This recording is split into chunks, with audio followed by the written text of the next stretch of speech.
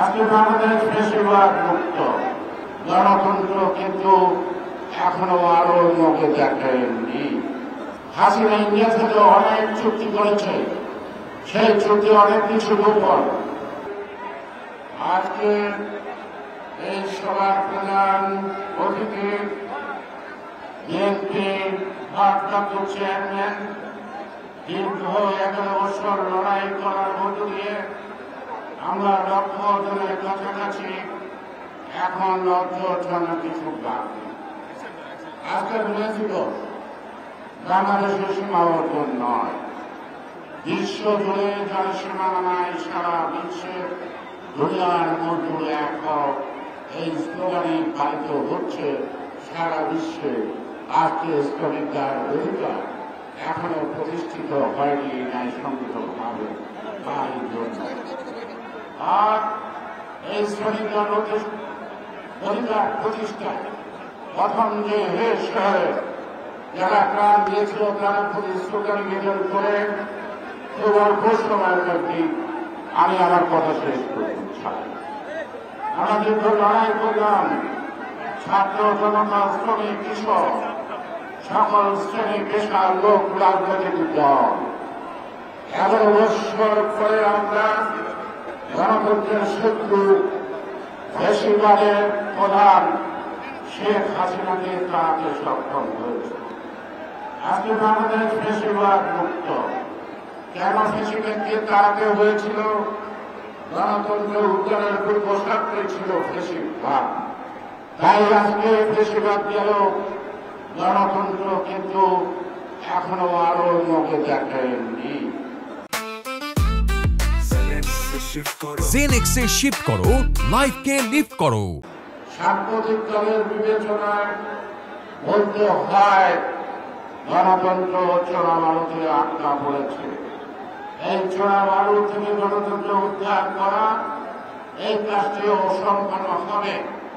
আমি দৃঢ়চেতা নেতা তারেক রহমানের প্রতি আস্থা রেখে বলছি, যারা এতটুকু পত্র বানাতে পারছি, সেই গণতন্ত্র আরো থেকে তার নেতৃত্বে এটি বাংলাদেশের জনগণের প্রত্যাশা। আজকে পত্র পত্রিকা, সোশ্যাল মিডিয়া তারা যে হারে লেখালেখি শুরু করছে, মনে হয় বিএনপি ক্ষমতা সব লেখা বিএনপির বিরুদ্ধে, নেতাদের বিরুদ্ধে। গণতন্ত্র বিএনপি একটি নাম, এক এবং অভিন্ন।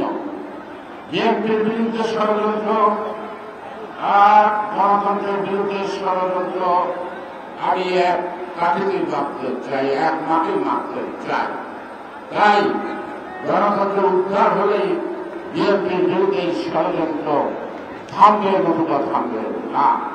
বিএনপির বিরুদ্ধে ষড়যন্ত্র এই কারণে, বিএনপির অপরাধ, তারা একটা সুষ্ঠু অবাধ নির্বাচন চায়, জনগণের মালিকানা ফেরত দিতে চায়, তাদের ভোটের অধিকার ফেরত দিতে চায়।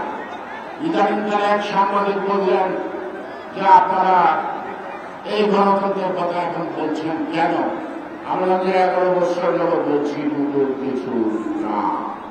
এর জন্য জীবন বিপন্ন হয়েছে, অনেক মায়ের বুক খালি হয়েছে, অনেকে সন্তান স্ত্রী হারা হয়েছে, অনেকে মৃত্যুবরণ করেছে, অনেকে ছাত্র তার জীবন দিয়ে লিখে গেছে এই গণতন্ত্র পুনরুদ্ধার এবং ফেসিবাদের ইতিহাস। এই ইতিহাস পাল্টানো যাবে না। আজকে যারা সরকারে আছেন তাদেরকে বুঝতে হবে, বিপ্লব অর্থাৎ দীর্ঘ 11 বছরের আন্দোলনের ফসল আজকের সরকারকে বিশ্বাস করে জনগণ দিয়েছে, তারা একটি নির্দলীয় নিরপেক্ষ নির্বাচন করতে সক্ষম হবে, কারণ তারা কোন দলীয় না। এই কারণে জ্ঞানী প্রতিনিধিদের ব্যক্তিদের সমন্বয়ে গঠিত অন্তর্বর্তীকালীন সরকারের নানা ধরনের নানা কথা বলে ঘটে ওঠে, তারাও কোন না কোন রাজনৈতিক দল গঠন বা পৃষ্ঠপোষকতা করছে, অর্থাৎ বিএনপিকে মোকাবেলা করার জন্য। নির্বাচনের মাধ্যমে বিএনপিকে মোকাবেলা করেন। জনগণ যদি বিএনপিকে প্রত্যাখ্যান করে আমরা মাথা টেনে নিব, আর জনগণ যদি বিএনপিকে জয়ী করে অন্তর্রাষ্ট্রীয় দায়িত্ব দেয়, তাতে আপনাদের মনে কষ্ট লাগার কোনো কারণ আছে তিনি আশা করি প্রকাশ করবেন।